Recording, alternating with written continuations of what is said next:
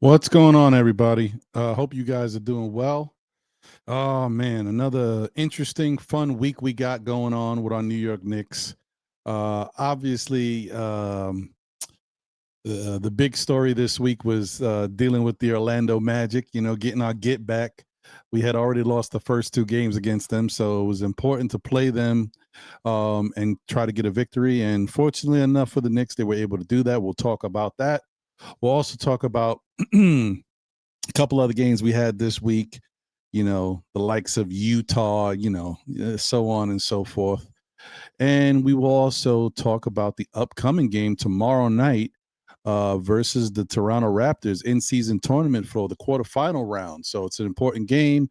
Obviously, if the Knicks win, they get to go to Vegas and play against the winner of Orlando and Miami. So yeah, that's going to be a great moment for the Knicks if they can win.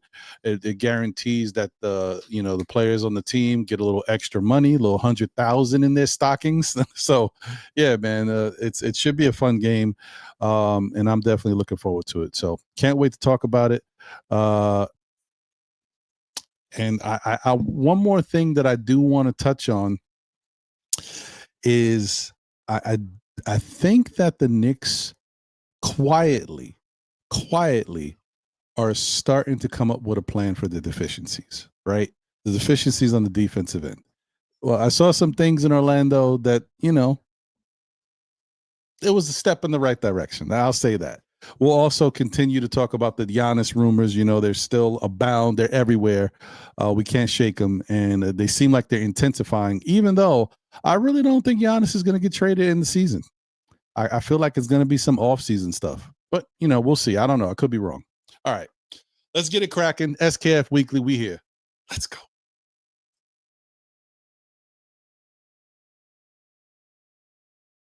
We are the New York Knicks.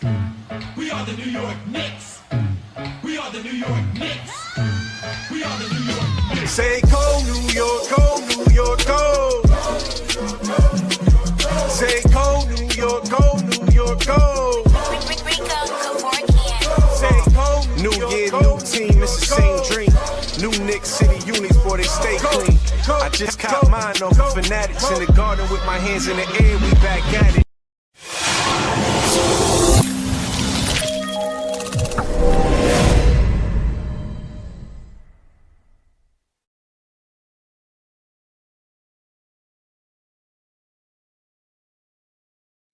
All right. We are back. Thank you for tuning in to SKF Weekly. You see it.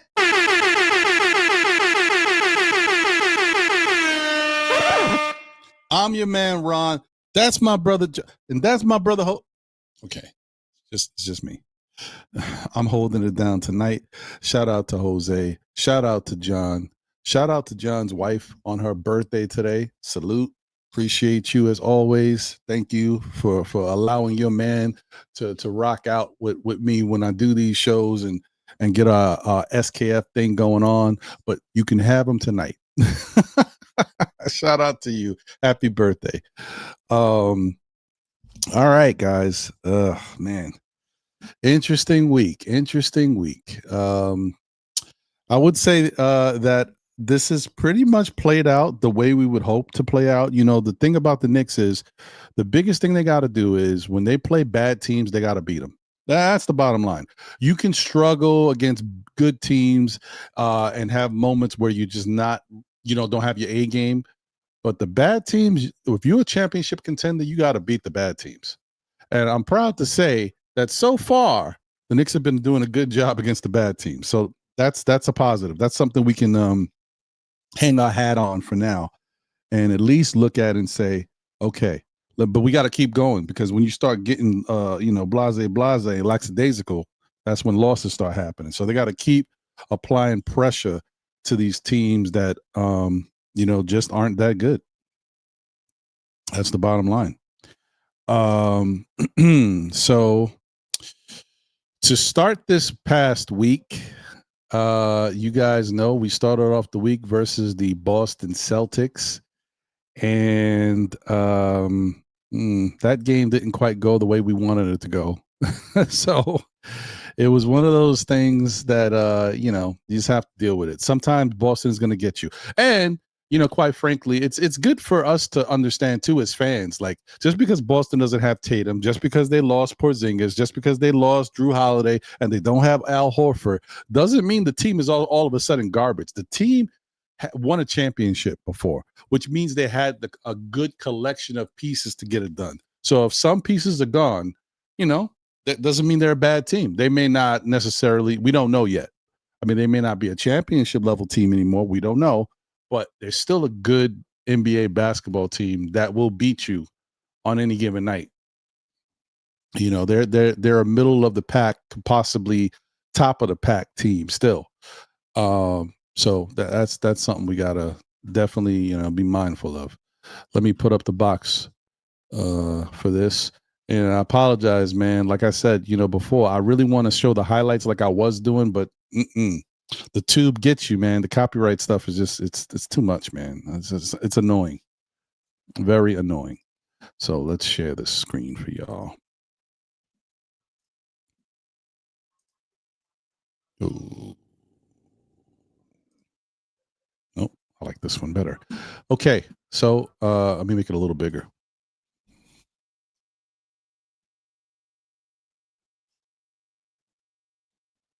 It's not working. That's weird. There we go. All right. So Knicks played the Boston Celtics. Boston won 123-117. Honestly, the Knicks had the first quarter, it looked like the Knicks were about to do some fun things and really make Boston worry, right? They came out the gate firing. They scored 32 points in the first quarter to Boston's 21. They had a 11-point lead. Quarter two, they scored 20 points. Boston scored 37. Quarter three, they scored 24 points. Boston scored 36. See where this is going? I think they might have did better in the fourth, but they scored 41 in the fourth, and Boston scored 29. But it was already a big lead. You know what I mean? It was already kind of insurmountable for the most part. So it is what it is. This is why you can't go down early to teams. And in their case, they went down, in two quarters back to back. That's a tough way to win basketball games. But you live and you learn, right? In this game, Mikal Bridges had his best game of the season. He had 35 points, 6 rebounds, 3 assists, 2 steals, just all around numbers, all doing everything he can to help the team. Josh Hart had 19.7 rebounds, 4 assists, 1 steal. Karl Anthony Towns had 29, 7 rebounds, 2 assists, and 1 block. Jalen Brunson struggled mightily in this game. Like, this was the worst we've probably seen Jalen Brunson this year. He's had a couple struggle games, but nothing to this extent. He shot 6 of 21 from the field, 1 of 8 from 3, finished with 15 points, 11 assists, and 1 steal. Now, definitely love the 11 assists, but that's pretty much it. And then you had like Miles McBride chipped in 9 points, 3 rebounds, 6 assists. And we had a bunch of guys that didn't really, add that much more scoring wise. Kolek, played 14 minutes, almost 15 minutes, added 4 points. But, you don't expect a lot of scoring from Kolek in this role. But the disappointing thing, too, was Jordan Clarkson, who played 22 minutes. Didn't take a lot of shots, but only had 4 points. In 22 minutes of play in a game of this, like that was going this way, you really need extra scoring from your guys on the bench. And we really couldn't get anything going. I mean, shout out to the Knicks, being kind of flustered by what Boston was doing, but also just Boston was shooting unconscious. Knicks shot, and Knicks weren't bad. Knicks shot 50% from the field and 43% from 3, and still lost, by 6 points. Boston shot actually 56% from the field. So that's where I knew that Boston shot well from somewhere, but I thought they also shot well from 3, but they didn't. They shot 32% from 3. 85% from the free throw line.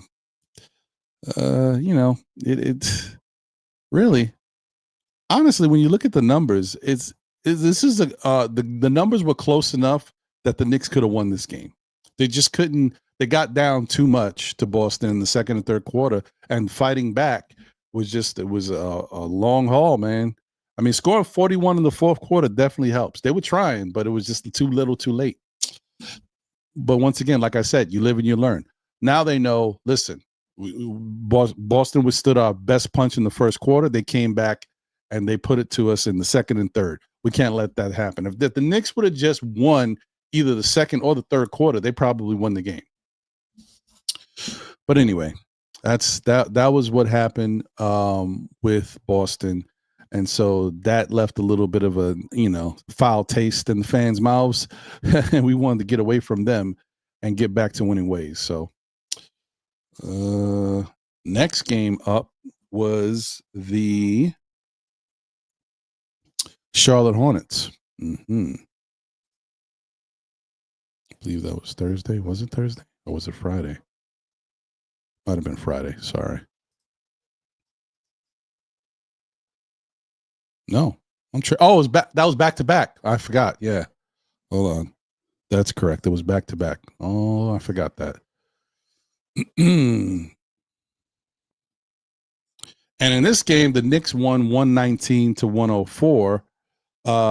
This one was pretty easy for the Knicks. I mean, this was a get right game. Just go out there, play your game, you'll win. That's it. Because Charlotte's got a lot of stuff going on right now. The roster it's a young upcoming roster. It just doesn't have enough firepower to really compete against the better teams. And that is saying this knowing that LaMelo Ball had a good game, man. Josh Hart takes credit for that. He said he was poking LaMelo a lot during the early part of the game, and then LaMelo got on fire. So he blames himself for igniting LaMelo. But LaMelo finished with 34 points, 8 rebounds, 9 assists, 1 steal. Really good game from LaMelo. When you see games like this from him, this is when people start looking at him like an upper echelon player in the NBA and a player that is kind of wasting his talent in Charlotte. That's what people say. I didn't say it. That's what they say. For the Knicks, balanced scoring throughout the starting lineup. 16 points from Mikal Bridges, 4 rebounds, 2 assists, 2 steals, 1 block. You know how he fills up all the stat cats. Josh Hart had 15 points, 8 rebounds, 8 assists, 1 steal, 1 block. Another great game from Josh for what he does. Karl Anthony Towns got busy in this one, had 35 points, 18 rebounds, 5 assists, 2 steals. Jalen Brunson got his shooting back in this game. He had 26 points, 2 rebounds, 5 assists, 3 steals. And then Miles McBride rounded out the game with 15 points in the starting role. 15 points, 2 rebounds, 1 assist.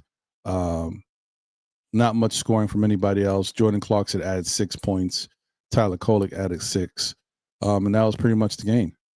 Not a lot to talk about in this game. Pretty much, like I said, not a laugher, but just one of those games where Knicks just had to go out and play basketball, and they won, pretty easily. So it is what it is. Then we got the Utah Jazz, and I would like to say this was a laugher. Utah was atrocious, man. Just really bad, really bad. Knicks got out in the first quarter, they were up 23-0. 23-0. Terrible. They wound up winning the game 146-112. This is the biggest score that the Knicks have had in the game since 1980. Was it 86? I forgot the year now. But anyway, back since the 1980s. That was the highest score they've had since then. And just a bit of history. I mentioned this on a Saturday show, I think. The most points I think the Knicks have scored in history is 156. Around there. So in this game, Utah did have 6 guys in double figures with low point totals, but they did have 6 guys in double figures for their 112 points. They shot 35% from 3 and 40% from the field. But when you look at the Knicks had 7 guys in double figures. OG Anunoby made his return, played 22 minutes, and had 11 points, one assist. Josh Hart had 8 points, 6 assists, 6 rebounds, 1 steal. Karl Anthony Towns had 18 points, 9 rebounds, 4 assists, 1 steal. Mikal Bridges had 10 points, 5 rebounds, 3 assists, 1 steal. Jalen Brunson was really shooting well in this one. He had 33 points, 2 rebounds, 4 assists. Miles McBride was on fire in this game. 22 points, 3 rebounds, 2 assists, 7 of 10 from 3-point range. And Jordan Clarkson actually had a decent scoring game. He had 16 points in this one in a return to his old team, going against Utah. 16 points, 4 rebounds, 5 assists, 2 steals. Very nice stat line from Clarkson coming off the bench. And then you also had Gershon Yabusele, who chipped in 11 in 9 minutes. And Tyler Kolek had 7 in 14 minutes. So we got to see extensive time between Muhammad Diawara and Ariel Hukporti because a lot of the fourth quarter, the Knicks were up so big that the bench came in and played a good amount of the fourth. And that's pretty much it. That's what took place in that game. And then last but not least, we have the Knicks versus the Orlando Magic. This was the one that we were waiting for. And it took an interesting turn. So Knicks wound up winning the game 106-100. The game was not as close as it seems. It was a bigger margin of victory for the Knicks. However, Orlando kept fighting in the fourth quarter, chipping away.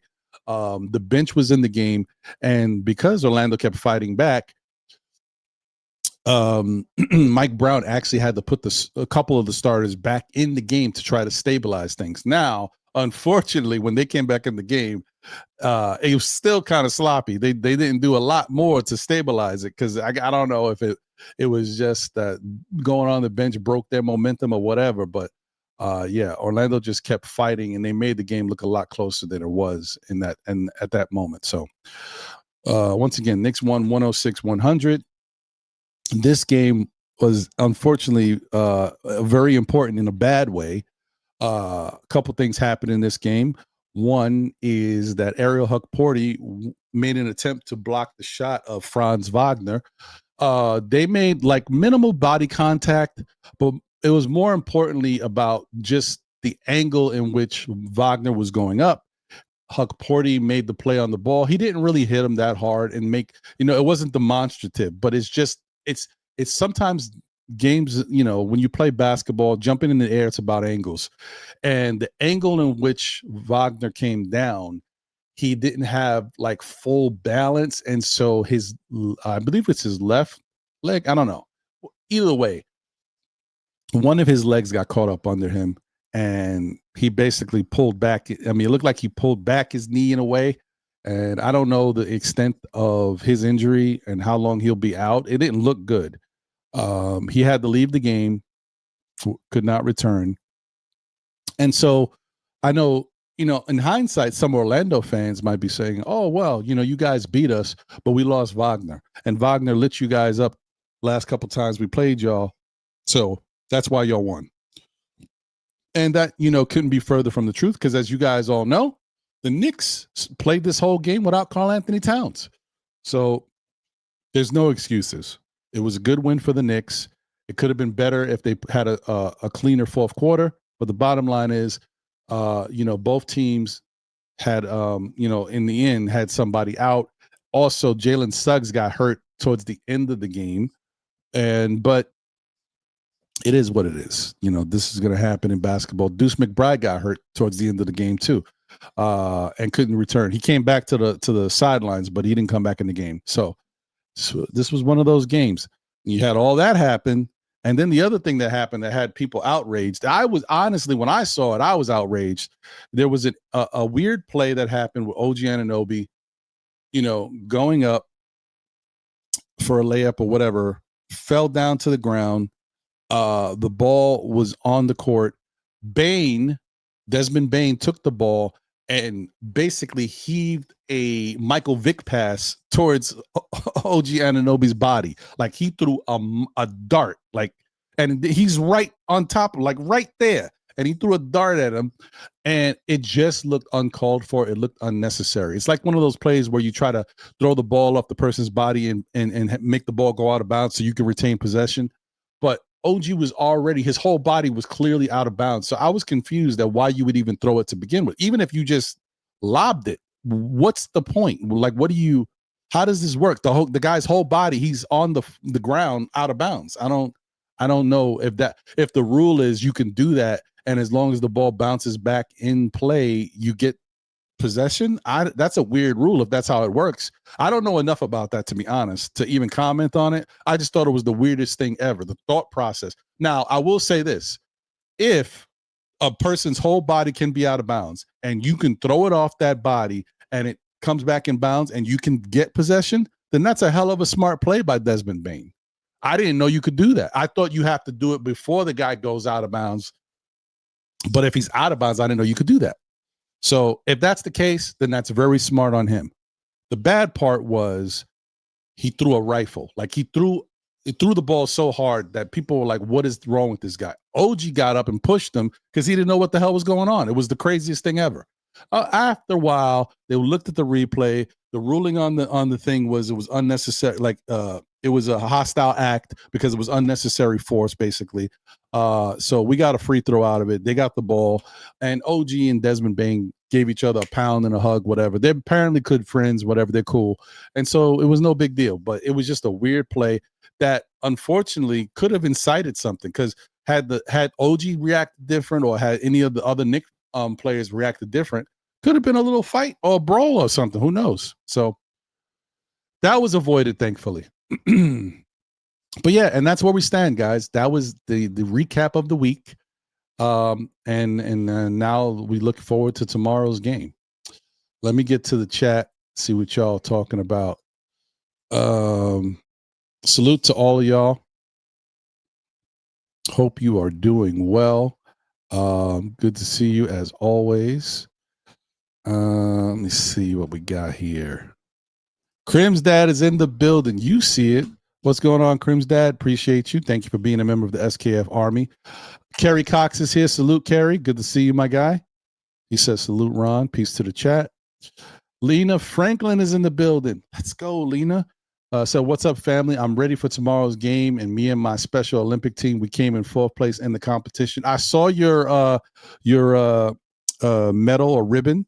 Congratulations, Lena. Remember, it doesn't matter what place you finish in. As long as you give your best effort and you finish, that's what really matters. But you do it. You guys did a really good job. So shout out to you. Shout out to Wolf Perry in the building. He says, salute, Ron. What up, Wolf? Good to see you. Allah Wise is in the building. What up, Allah? He said, peace. Michael's in the building. What up, Yuri? Good to see you, my guy. He said, you. Geraldine McIver is in the building. Let's go. The first lady of Still Knicks fans and the Knicks community is in the building. Says salute, Ron. Salute to the chat. Good to see you, Geraldine. I hope you and the family are doing well. I hope you have so far I've had a very happy holidays. Wishing you the best. Wolverines is in the building. What's good, all? Make sure you don't trade any of the winning core of Brunson, Cat, and or OG Anunoby. I'm with you on that.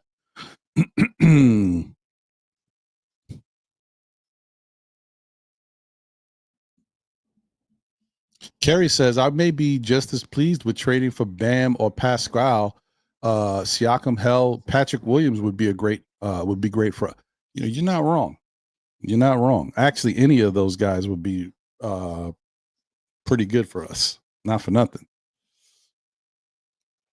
I mean, if they could trade for Patrick Williams, right, and keep our core, like our core 4 or 5, if you want to say that, I'd be okay with that. I would trade some young talent and a pick or whatever for Patrick Williams to add him to this team. have another strong presence coming off the bench that you could also plug in as a starter if need be. I wouldn't mind that. He's got the height. He's got the ability. Can play defense. Can rebound. I like Patrick Williams. Shout out to D-Rex in the building. He said Ariel Washington Huck Porty defensive masterclass. I mean, I ain't going to say all that, but I will say Huck Porty, especially in this last game, played very well. I think Huck Porty's only thing that he still needs to figure out, maybe it's his strength. Maybe it's about his strength, and why he picks up the fouls, just understanding his strength a little better. But he played really well. I would say he played really well. If he could just kind of avoid fouling out, he could do some things, or learn to continue to do some things. It's a process. So I don't want to give him all the. He's getting credit for what he did out there, but I don't want to say like he's here, like he's arrived. I need him to do this more on a consistent basis. He does it on if Ariel Huck Porty can start playing, this style of basketball defensively, and then adding a little bit more offensively, he can find himself in a really good position with the Knicks, and he can make some good money.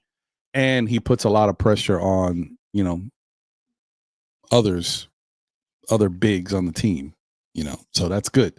We need that. We need the pressure. Got to make them everybody work. So we'll see. D-Rex also said Orlando ain't a bad team. We still have a losing record against them still. No, that's what I said.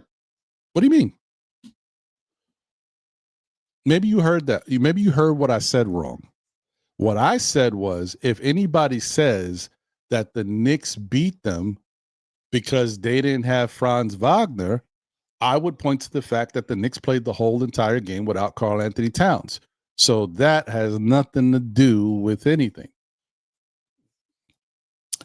And, the other thing too is like, I'm one of those people, I try to say what I want to say, but I don't always reiterate what I've said in the past. You know what I mean? Because I feel like it's monotonous, but I could do a little bit more of that for people sometimes too, because if people hear me and they're like, this is, because some people may not tune into all the shows and be like, oh, Ron's acting like Orlando's not that tough.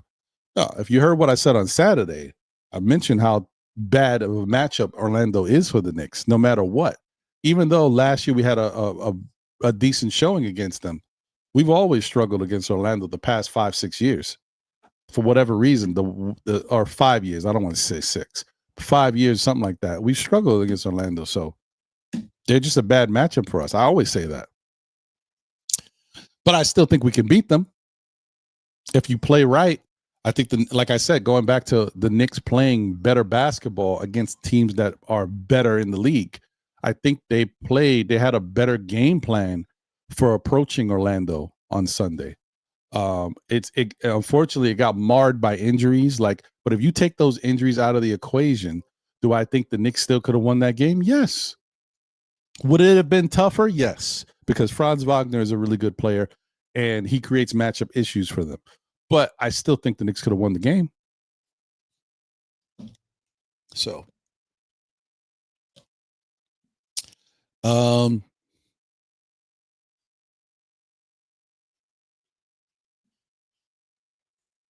me see here.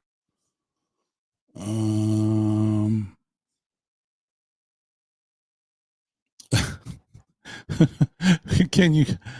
No. I know I can't I can't put dark mode on, bro. This is how it looks. This is the show on Mondays. This is the look. You get a different show on Saturday. This is this look. There's a lot of white, I know.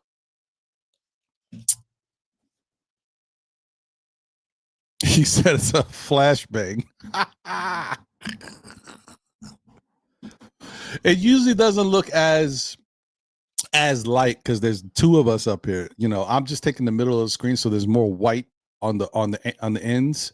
But normally John and I would be here, so there'd be less white, right? But it is what it is. What are you gonna do?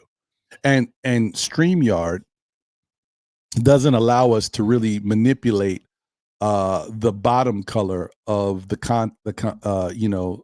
comments. Because if I could change where you said flashbang here to make that a different color, then that would break up some of the white undertone. But maybe one day I'll put that in. The next time I do I look at the StreamYard open panel stuff that they got going on, I'll suggest that because they listen. Hey, so JJ's in the building. What up, JJ? Salute, Ron. Gonna need Clarkson to step up tomorrow with no deuce. He's been bricking like crazy. How about no more running pull up? JJ, you are preaching to the choir, bro. You are preaching to the choir. That running three is just the most ridiculous thing.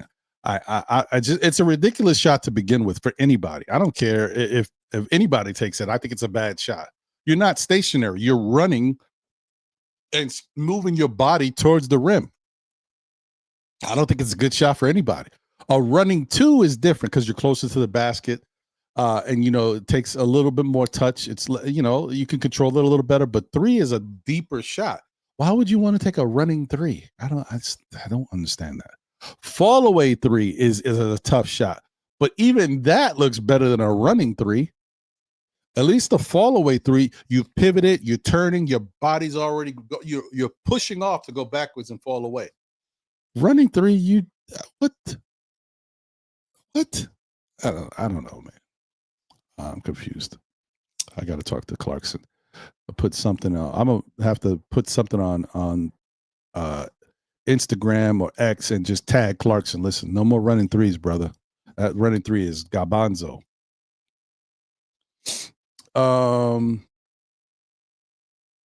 Wow. Are you, man, Wolverine, you a tough crowd, bro. Bridges is expendable. You are a tough crowd.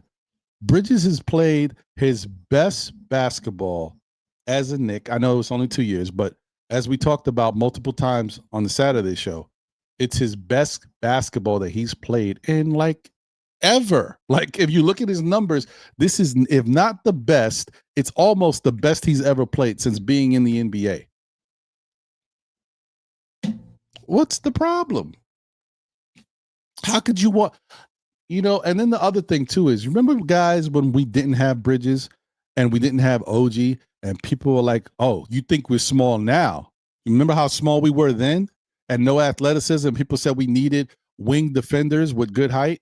Now we got two of them. Now Bridges is 6'6", whatever, but he's got long arms, wingspan or whatever. But like, if we didn't have Bridges, wouldn't we still need that? That's what I'm talking about. Wouldn't we still need that? Listen, I don't know, man. I don't know. I think a lot of people are really talking about this because of Giannis and because of Giannis's need to want to be on another team other than his Milwaukee Bucks. Look, it's going to have to work for both teams in whatever way they make it work, if that's what they want to do. People are acting, I'm telling you, people are acting like it's a foregone conclusion that Giannis is going to be a Knick. Will he? Maybe he will. Nothing's a foregone conclusion. We've watched this over and over in the past. Michael Jordan had a chance to come to the Knicks. We didn't even know about it, and he chose not to come here. LeBron James apparently had a chance to come to the Knicks, was really pondering it. He wound up going to the Lakers, right? Donovan Mitchell was supposed to be a Knick. Donovan Mitchell's not going anywhere else. The Knicks negotiated with Utah for an entire month in the offseason. Did Donovan Mitchell come to the Knicks? No. Kyrie Irving, Kevin Durant, Stephen A. Hader Smith said, I have it on 97% authority that Kevin Durant is going to be a New York Knick. I'm not 100% sure of anything, but I'm 97% sure that Kevin Durant is going to be a New York Knick.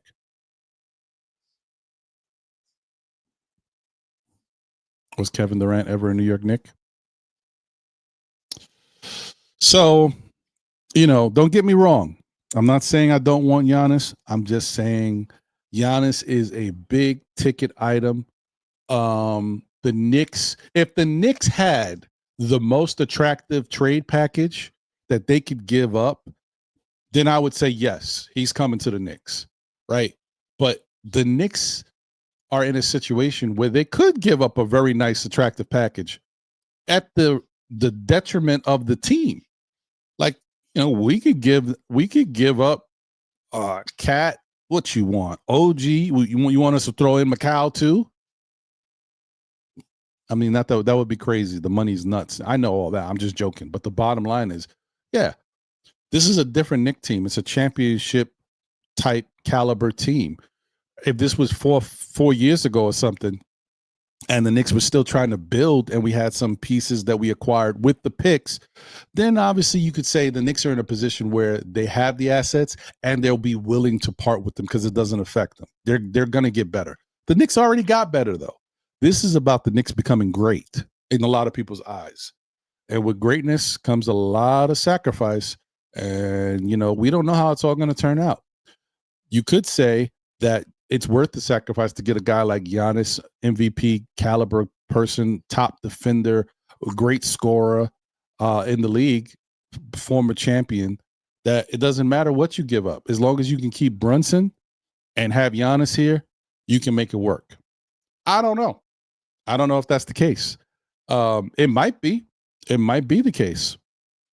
All I know is the Knicks have to be smart about the trade if they're going to make it. They got to be smart about it. You have to really understand what this team can live with. We got issues right now, right? And just because you bring Giannis here doesn't mean all those issues are going to go away. You will have a superstar player that might be able to, win you some games by himself, not by himself, but like with his own effort with the rest of the team. He might take you over the top. So, I mean, we've actually been doing pretty good in regards to winning games with Cat here. So even with Cat's deficiencies, we've been winning games, right? So some people might say, listen, you get rid of Cat, you bring in Giannis, you're still getting the points, you're still getting the rebounds, and he might win you some games on the defensive end, either because he makes plays or because he doesn't give up, those scoring opportunities that we've been giving up. There's a lot of ways to look at this, guys. It's all up in the air, man. I don't know. It's all up in the air. We got to see how it turns out. I really don't know what's the best move for the Knicks. I just want the team to, put their best team out there and play smart, effort basketball. Smart effort basketball. That's all I want. The effort, and I want them to play smart. They do that, I know we have a shot. No matter who we have on the team. So we'll see. Mind me, I'm just breezing through a little bit just to see if there's, anybody I didn't say what's up to. Nick Nation is in the building. Salute. What up? Yes, hit the like button. That was the game where Kolek got Towns going. I mean, Towns was eating no matter what. Kolek helped, but Towns was he started the game. He was playing well.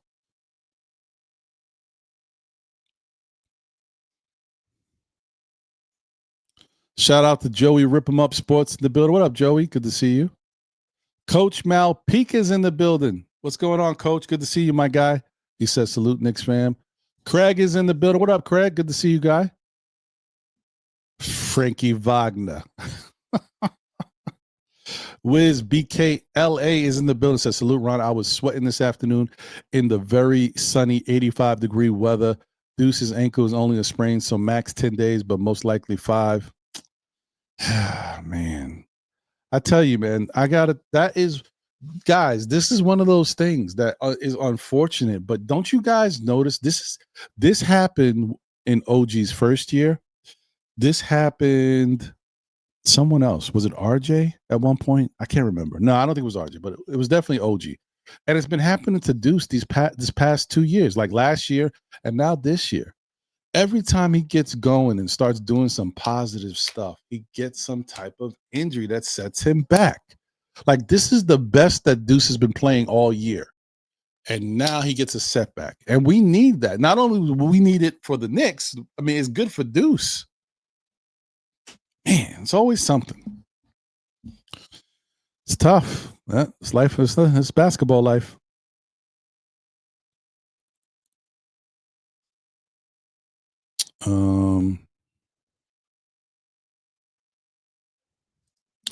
That's true. I mean, the good thing though is that Josh Hart. Shout out to Kerry Cox. Josh Hart is making a case for himself.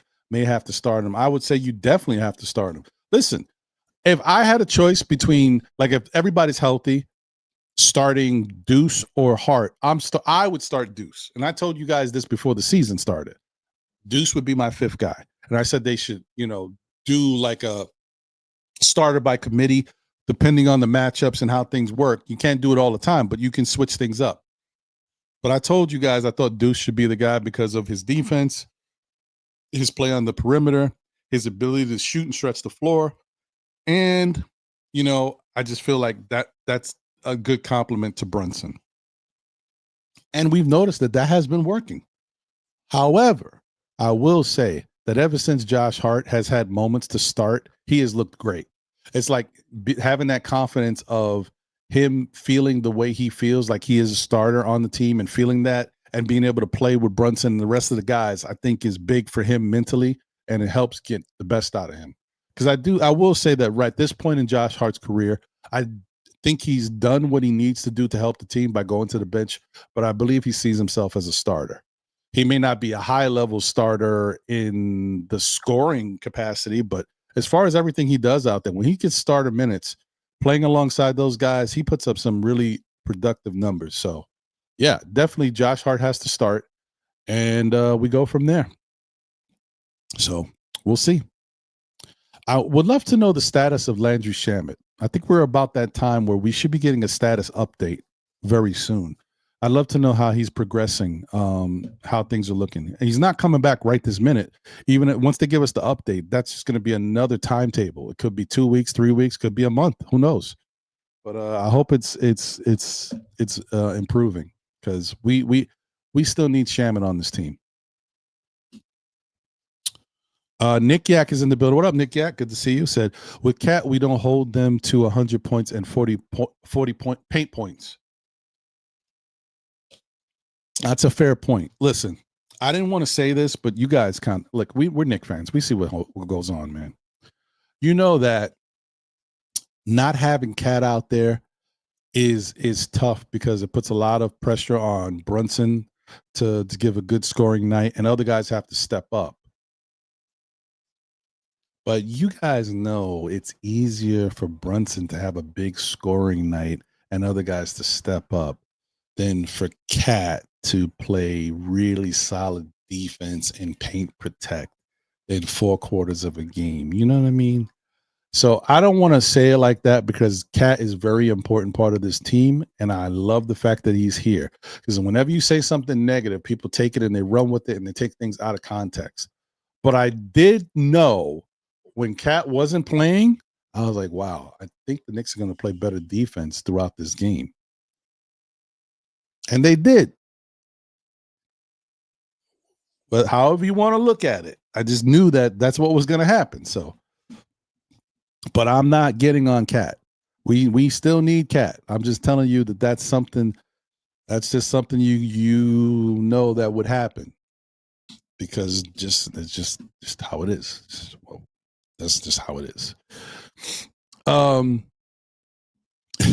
Crimstad said he thought it was dodgeball for a moment. He must be a beast in dodgeball, not for nothing, because he threw a dart. I was like, damn. Yeah.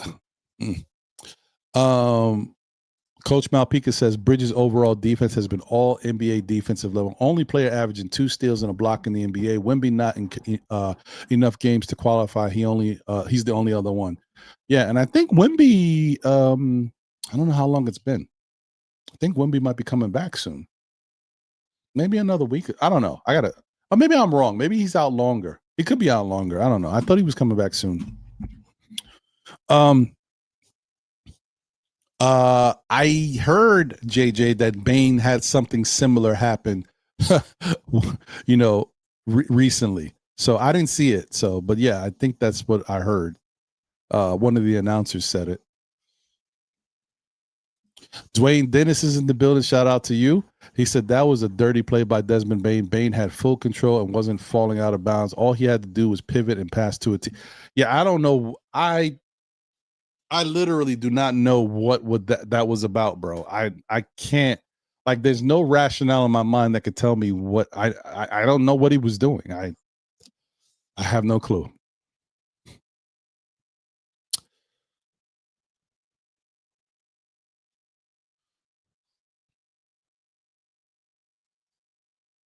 So Nick Yak says, no, if a player is out of bounds and touches ball, turnover, but he didn't need to fire it.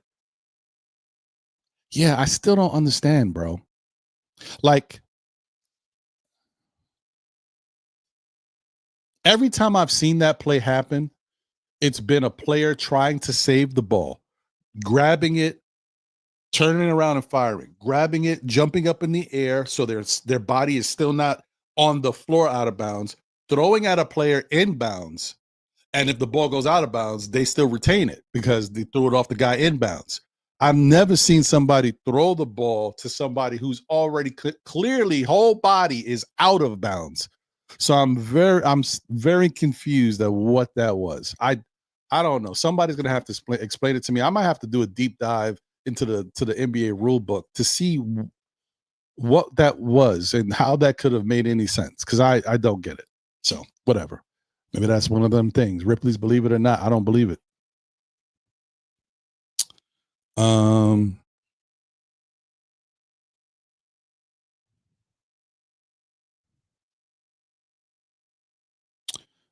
Coach believes that there's no issues between teammates. The team has great chemistry and they all get along. Yeah, I agree with that. And I will say that even when we talk about like when we make fun and poke fun at Cat on the defensive end because some of Cat's defensive lapses, and there's video of McCall like talking to him constantly. That's just on the court. That's sports. That's basketball. Off the court, these guys hang out with each other. They real cool. I don't think it's any lack of, because sometimes don't get it twisted. There have been some Knick teams in the past where you could see guys don't necessarily rock with each other.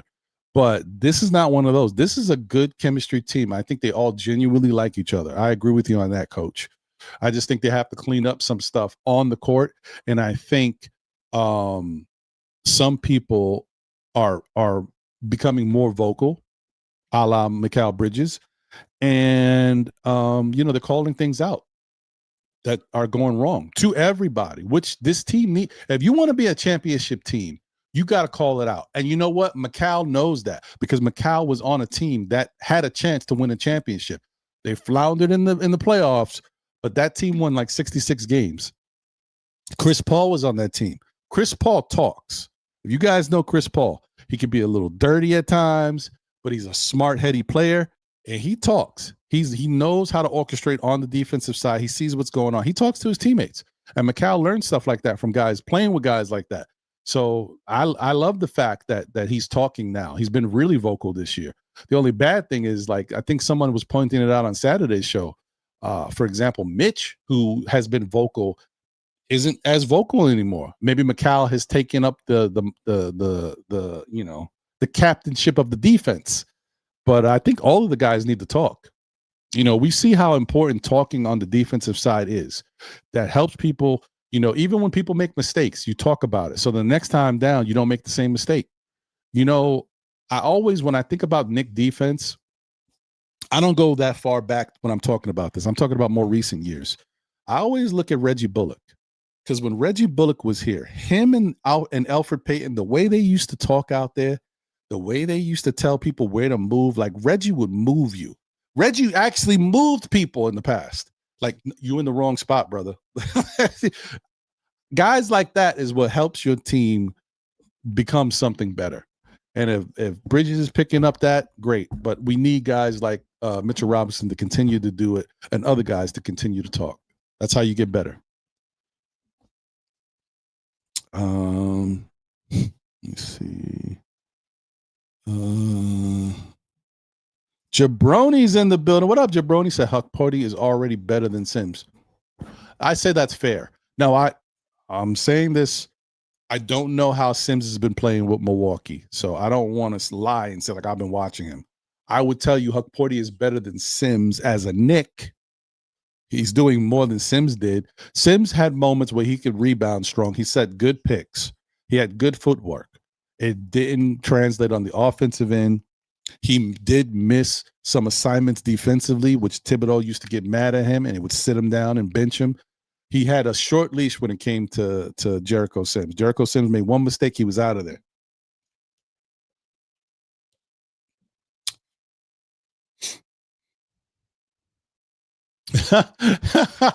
Hollow Wise said the ghost of El Peyton and Fournier still haunt us.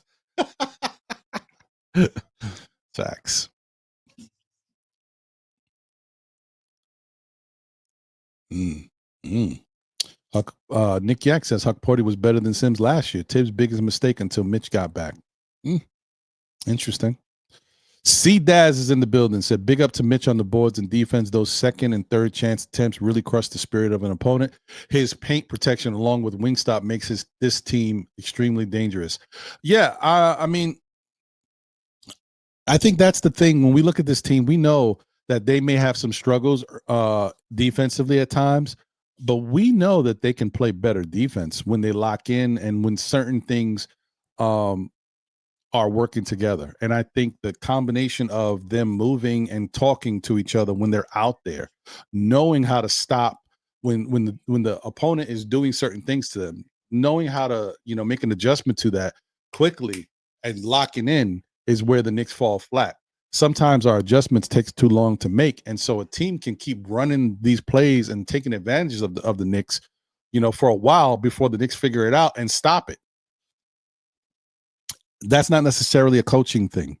Coaches may tell you what to do. The players have to execute it. The players have to be in the right spot. They got to move their feet. They got to step out, close out on the players. They got to get out to the perimeter. They got to watch the back door. They got to, get back.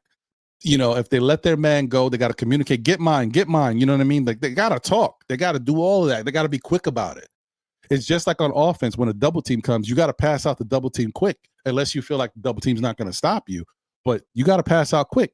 You got to react quick on defense too. So just is what it is, man. And sometimes the Knicks struggle at that. Sherwin is in the building. What up, Sherwin? Good to see you, my guy. Said good evening. I am very what?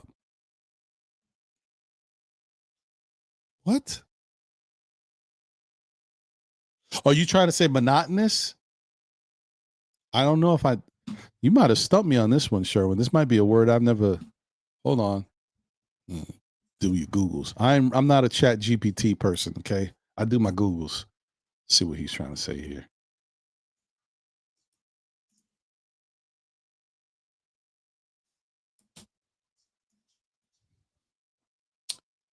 Oh, I think you were trying to say monotonous. Okay, you just spelled it wrong. So I was right. I just, got you. Where am I? So, good evening. I'm very monotonous about my dislike of Cat's defense. It is the same thing with him every game. Bad defense, so I must be monotonous. Okay, so you said it right, though. I got you. Monotonous in describing his awfulness. I got you, bro. My bad. I should have just kept reading the whole thing. I would have saw that you corrected it, so my fault.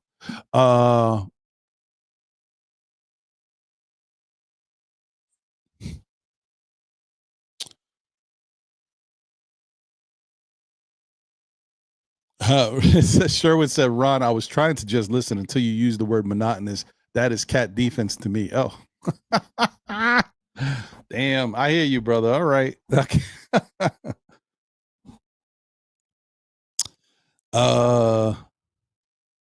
Okay. I see what you're saying, Wolverine. But my whole thing is, so he says, I like Bridges, but he's expendable in a big trade. So the thing that I'm trying to say is,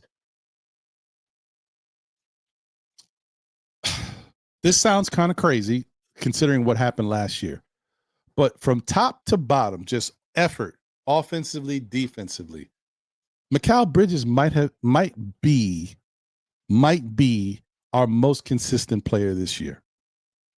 That doesn't mean that every night he puts up big numbers offensively. He doesn't. Some nights he might only have 11 or 12 points. Some nights he might give you 14, 15. And he doesn't really go that much far above that, right? But if you watch him, he's so active out there. Offensively, he is the one who's cutting. He's the one who's moving the ball, getting guys in spots because of his movement. He's flashing to the corners. He's moving to the wing, top wing. He is cutting to the basket. He is one of the big reasons why Mike Brown's offense is being orchestrated properly when it does, because of his movement. I'm not saying he's the only person moving. I'm just saying he's doing it right. And he's being very effective in the way he's doing it. And then on the defensive end, even though OG has been fantastic too, Mikal Bridges has been the best defender we've had on the court because of his activeness everywhere, his movement. When he needs to do something, he does it. When he needs to pick up somebody, he picks them up. And he's playing good on them, even if he gets beat. So that's the difference between a good defender and a great defender. Mikal can get beat a couple times. My bad. I messed up on that. Next couple plays, go out there and lock it down.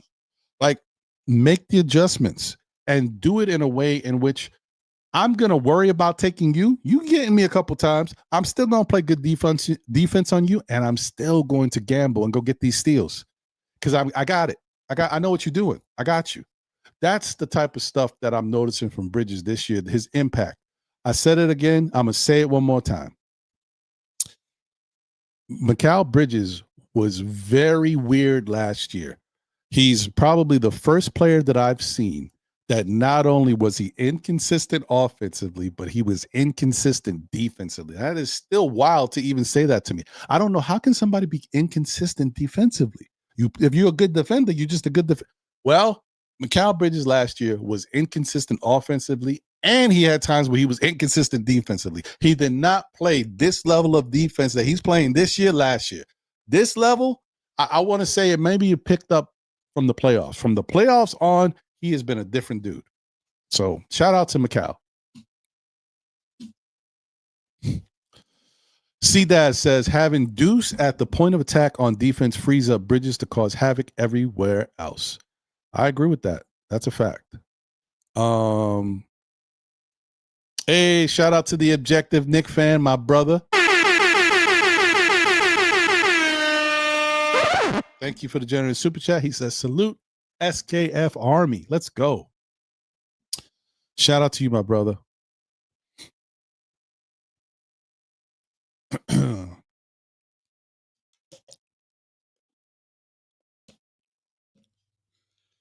Giannis and Lillard failed. Oh, that's true. It didn't work out the way they intended it to.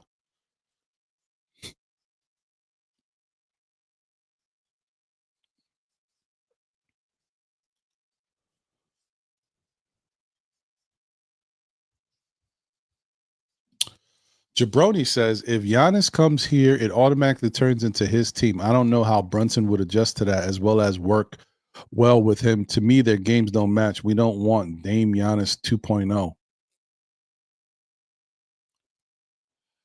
I think the first part of your statement, I think Brunson would find a way to work with him and be comfortable with whatever role he has to play, because that's why he's the captain, because he'll do whatever it takes for the team to win. So I think that part Brunson will be okay with. The second part, though, we don't know. We can assume and say that it will work no matter what, but we don't know if Brunson and Giannis would work. We think it could work. We don't know. I would say that it would probably be a better fit for Brunson and Giannis than Giannis and Lillard, because Lillard's game is perimeter based, right? Brunson can score on the perimeter, but he also he does a lot of his work inside in the paint, in the mid-range area. So Giannis doesn't really affect what he likes to do. He can score from anywhere on the court, and he scores inside a lot more comfortable than I think Lillard did. So from that standpoint, I think it's a better fit for Brunson than it was for Lillard. But I don't know. I don't know. I assume it can work.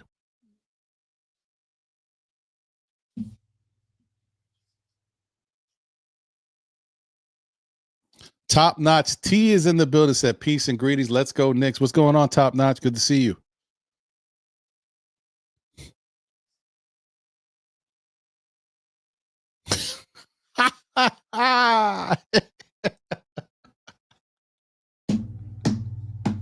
Kerry said that injured finger helped his shot.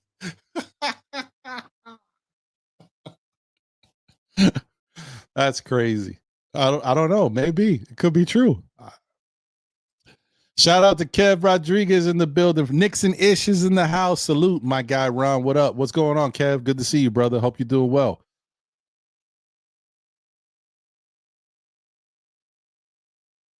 Wolverine says Franz Wagner was out, easier to defend Orlando. Like I said, it's true. I'm not taking anything away from it. It is easier to deal with Orlando if they don't have Franz Wagner out there. But you don't think that it's easier to defend the Knicks without Cat out there when you know it's just Brunson? I'm not saying it's just Brunson, guys. You know what I mean? Like, he's the main guy that you got to worry about.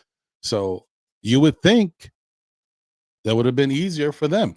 Honestly, I think Orlando played wrong, right? And especially when they lost Franz, that made it more difficult. I think, the traditional way of them playing against the Knicks with Brunson, with interchanging Suggs and what's the guy's first name? I don't know. The Black, whatever his name is. Anthony Black. I think them interchanging Anthony Black and Suggs I think I would have switched it up. I would have gone back to the old strategy they used to do against Brunson by putting the bigger player on him. I mean, of course, all these guys are kind of a little bit bigger than him anyway, but I meant at one point they were trying to, trip Brunson up. They were putting Jonathan Isaac on him. He got a little Tristan Da Silva on him back in the day. And I'm not talking about this year. I'm talking about last year. So I think I would have tried to do that. If it was up to me, I would have tried to put Jonathan Isaac on him and make Brunson really work for his stuff and see what the Knicks other players can do to beat them. Once we lost, if I'm thinking once we lost Wagner, I'm thinking it's a little tougher for us. I would have tried that, but I don't want to give them no secrets. Let's leave it alone. Kerry says even Yabusele played better. He did. Got to give him credit. He looked a lot better in the game. He came out the gate, started off with 2 threes, I believe, if I'm not mistaken. Yeah, man, in time,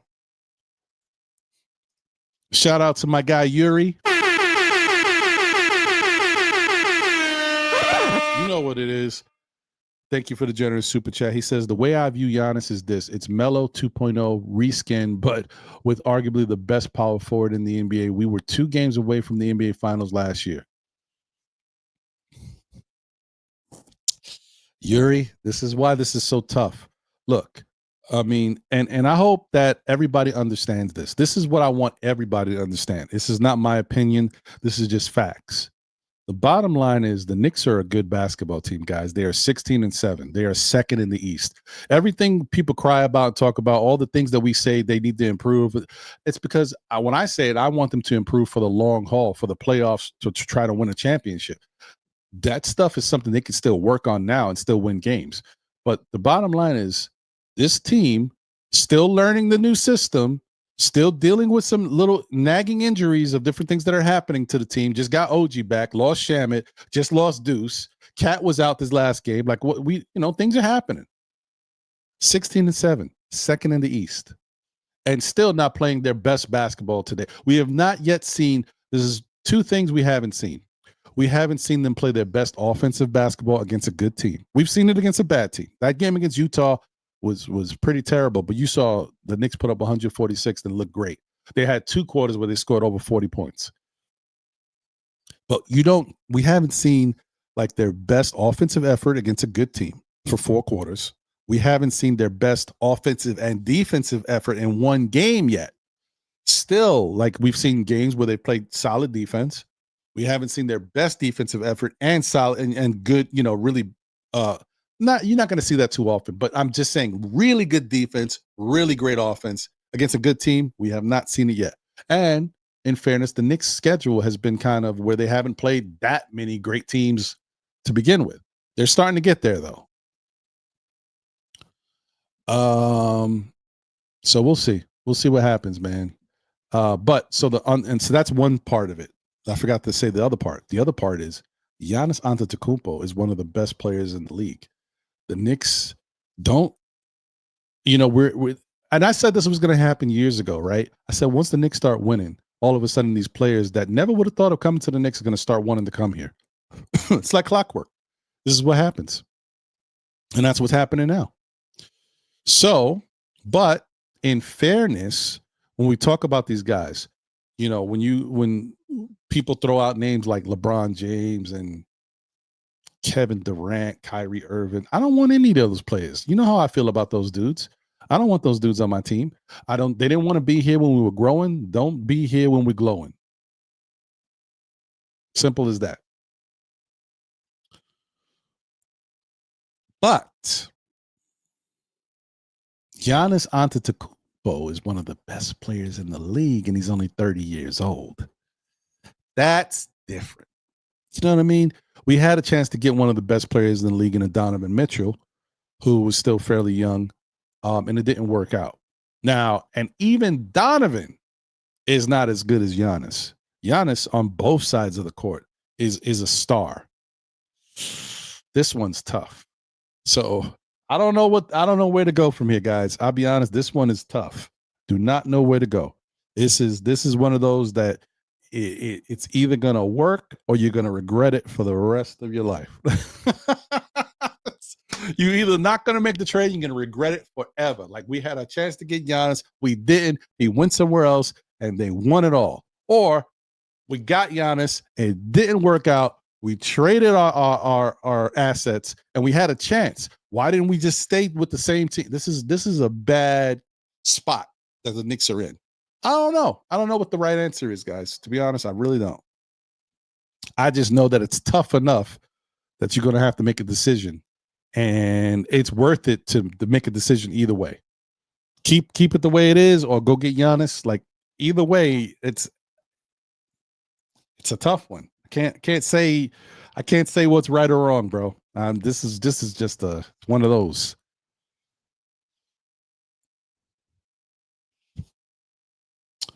I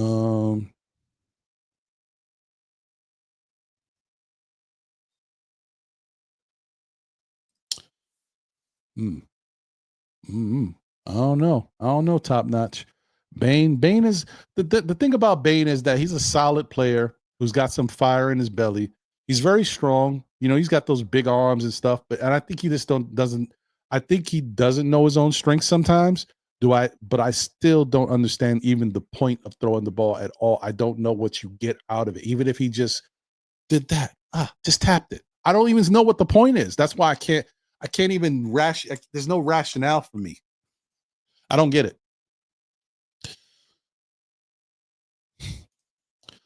Yuri says, why am I blowing up a core because of a best NBA player? We were literally 2 games away from the NBA finals. The shiny new toy doesn't get you what you want. Continuity and chemistry is important.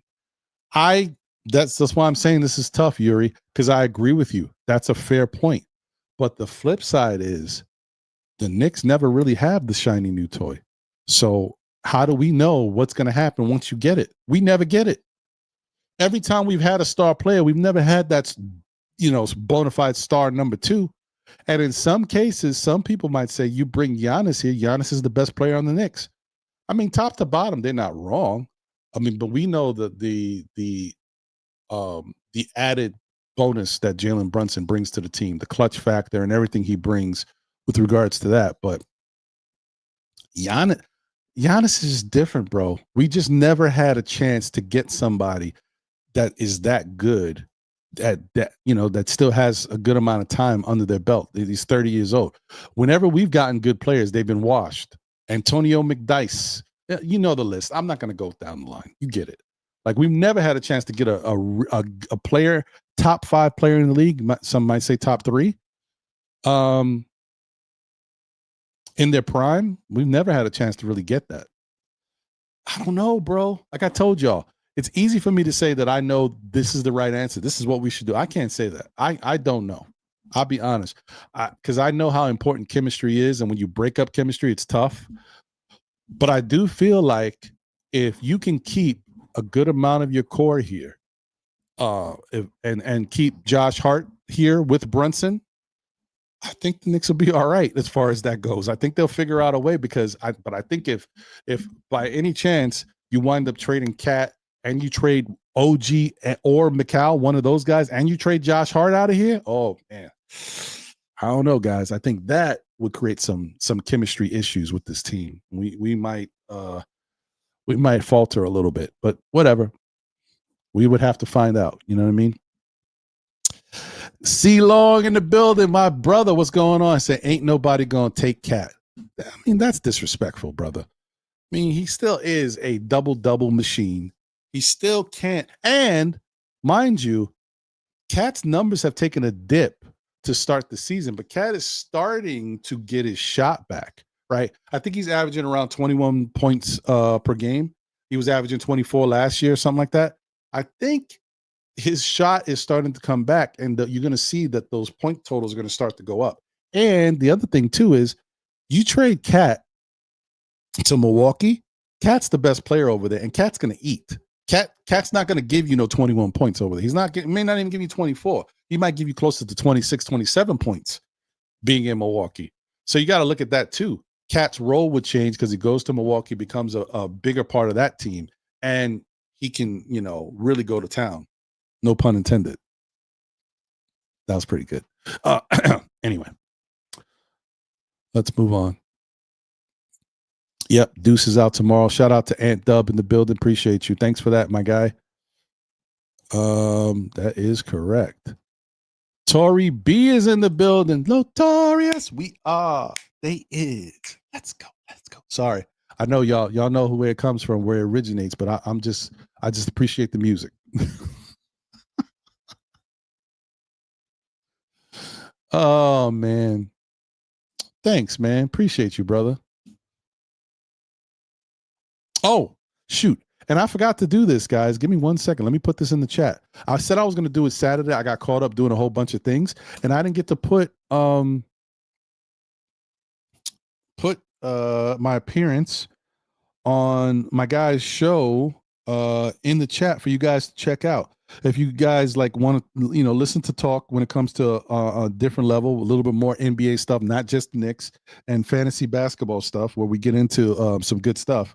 Definitely check this out, man. These guys are doing a great job, and it's getting better and better every episode. So definitely check them out and show them some love. Let me see. Apologize. I should have had this ready already. But, sometimes it happens like that. We know not what we do. Oh, boy. This is pretty much my last words before we talk about Toronto.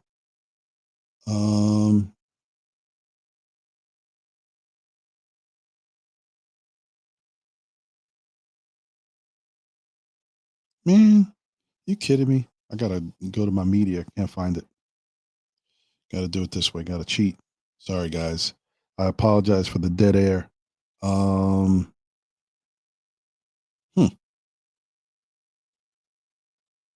Great. No, I can't find it. Of course. That is just great. How it happens, y'all. Whenever you're looking for something, you can't find it. Maybe what I'll do is, I don't know. I may try to see if I can find it, and I'll clip it, make it like a short, and then I'll put the link. I'll attach the link to it so you guys can see it by doing that. You can see the whole thing by clicking the link that way. I'll figure it out, guys. Don't worry. Don't you worry about it.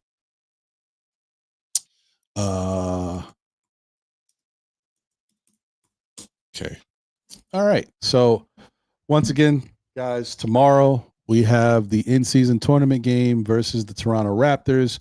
Obviously, this is a big chance for the Knicks to not only play some good basketball versus good teams.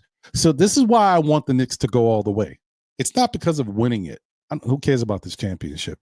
I want them because all of these games now will be impactful games. Like guys know that you're playing for something. The winner, whatever, I think tomorrow gets 100,000 and goes to Vegas, right? People are playing for some money, right? Then the money goes up from there. So and plus the talent level, you're going up against Toronto. Toronto has one of the top records in the East. You're facing possibly Orlando again, and already know Orlando creates problems for the Knicks. Or you might have to face Miami. We've seen Miami has given the Knicks problems. So this is all good stuff for the Knicks to go. And if you make it to the Vegas finals, there's a good chance you're going to deal with OKC. And to be able to deal with OKC in the tournament final game, playing for the biggest money that they could have, and bragging rights. That's a good precursor for the rest of the season, and gives the Knicks an extra game to face OKC, because they're going to face them twice anyway. That would allow them to face them 3 times and really kind of understand what makes them what they are and why they're playing so well this season. So I just think that's a good opportunity for the Knicks. That's why I look at it as something that they need to really try to lock in and do. Yeah.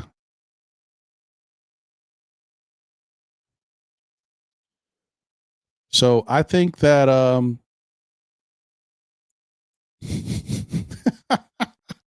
you guys in the chat are hilarious, man. I think that tomorrow's game is definitely one that everybody should tune in. Yep, I got you, Yuri. Let me see something. I'm going to check the status of RJ Barrett, because I think he should be back. We'll see.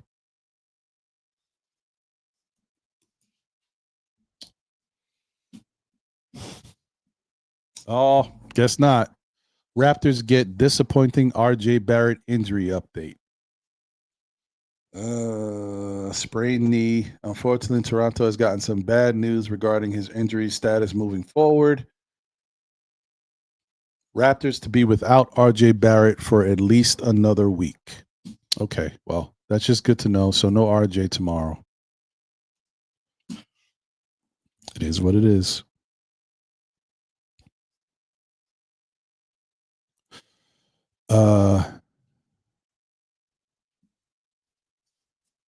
You sent me a post. Let me see. Oh, look at that. I found it. Look at that. Not your post. I found what I was looking for. Give me a second. All right. Okay. Now I can go to my regular YouTube here and get the link. Now it's part of my history. Okay.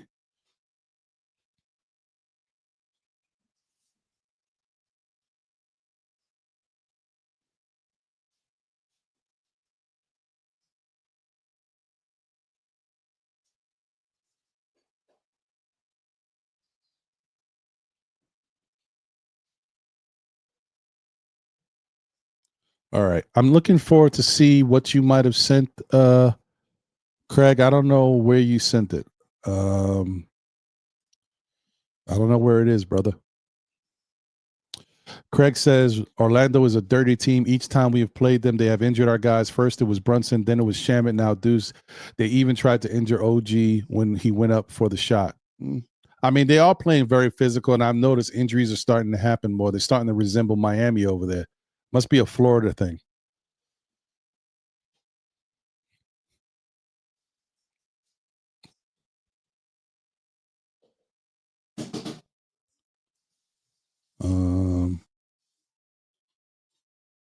I don't know, JJ. He's asking about our Mets. I don't know who we're going to sign, bro.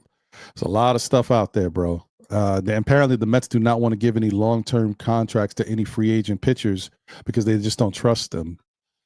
I mean, that might be fair. They might be better off just trading for an ace.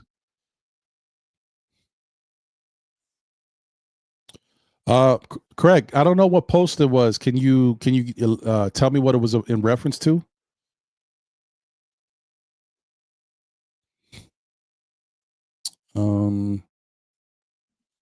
because I'm not sure.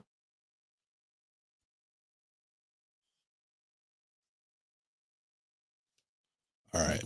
Let me put this in the chat so you guys can check this out in your free time whenever you have a moment. It is called the Weekly Tip Off. It's a fantasy basketball advice network. So check it out. But I mean, we're talking about, regular NBA games and stuff. So it's not like you got to be like, oh, I don't play fantasy. It doesn't matter.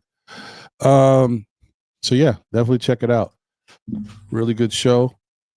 My peoples over there, Todd and Chris, do a great job.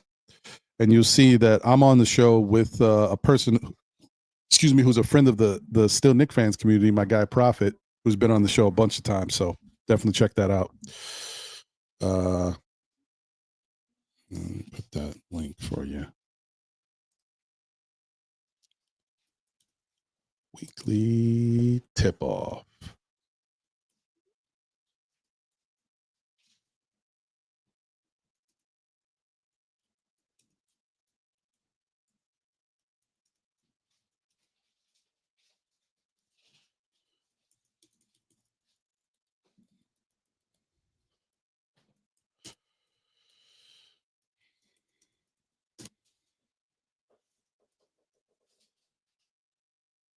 All right.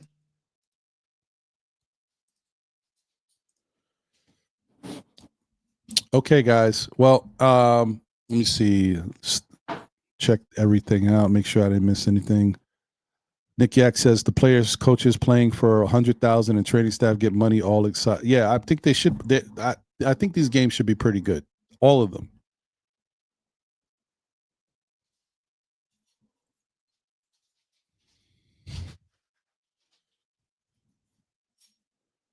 Oh, I read it already. Oh, my bad. I got you, Craig. My fault. I thought there was something else. I thought maybe you tagged me or like put a post on something else that something I had to click a link on. My fault. Okay. Well, at least I took care of it. Appreciate you, my guy. Nick Nation says it's a big game regardless of the tournament. We need to win simply because that's a divisional game. Well, that's true too.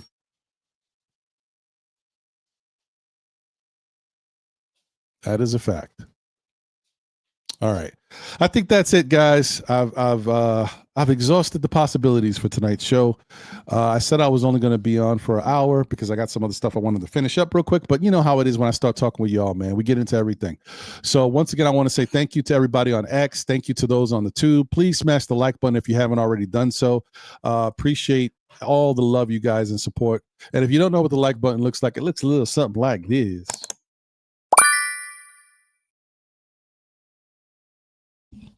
So hit that like button. Thank you to those that have been rocking since the beginning of the show. Thank you to those that have come in a little later in the show. Please, if you haven't caught the whole show, replay gang, that's what it's here for. We appreciate you. I think we're in a situation where we're looking good, guys. I feel good about it. Honestly. So I wouldn't worry about it. Just don't forget what we're about here, man. No matter what, the good, the bad, the ups and downs, we are still Knick fans. You know what I mean? Let's keep it going. Let's not forget why we enjoy this team. Let's stop getting on everybody on the team. Let's big up our guys. Okay. I want you guys to make sure you tell a friend who tells a friend who tells another friend. Still Knick fans, we'll be back again, whether it be on Mondays at 9 p.m. for SKF Weekly or Saturdays, 11:30-ish for Know the Ledge. I appreciate all you guys. I thank you for always supporting me, supporting John, Jose, the whole SKF fam. Thank you guys. Appreciate you. Like I always say, man, be good. If you can't be good at it. I'll catch y'all the next one. Take care. Let's go, Knicks. Hopefully we get this victory tomorrow. It's an important game regardless. As Nick Nations alluded to, we need to win this game no matter what. Let's get it. We out. Latest. New York Knicks. First. Go Knicks. We can finally, start playing, man. So much talk this whole summer. It's felt like so long because we've had so much to talk about. I mean, at times it was been kind of slow, but we've been talking, right? But we've actually had a really good off season for this New York Knicks team, and it's been very active. There's been a lot of stuff going on. Yeah, Knicks family, we in the building. I am the Objective fan from the Objective Knicks fan channel, and I'm gonna give a big salute to Ron and John, who's still Knicks fans. What's going on, guys? Hey, Knicks family, I'm Stephanie, aka I'm Those still Sports Talk Knicks and Knicks. What's going on, everybody? It's your girl, Lady and the Chef from Two Knicks Chicks Podcast. Still a Knicks fan. What's good, party people in place to be? It's your main man. What's up, everybody? This is Steve Locks 21 at Two Knicks Chicks Podcast, and I'm still a Knicks fan. Yo, this is your boy Sim from Nothing But Knicks. Through all the struggles, through all the heartache and pain, ladies and gentlemen, I am still a Knicks fan.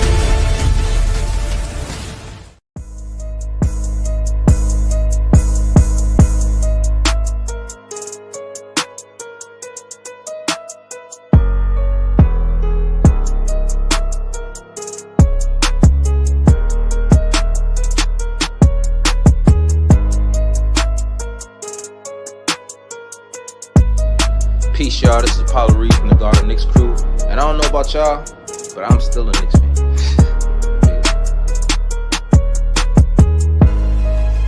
I'm still here.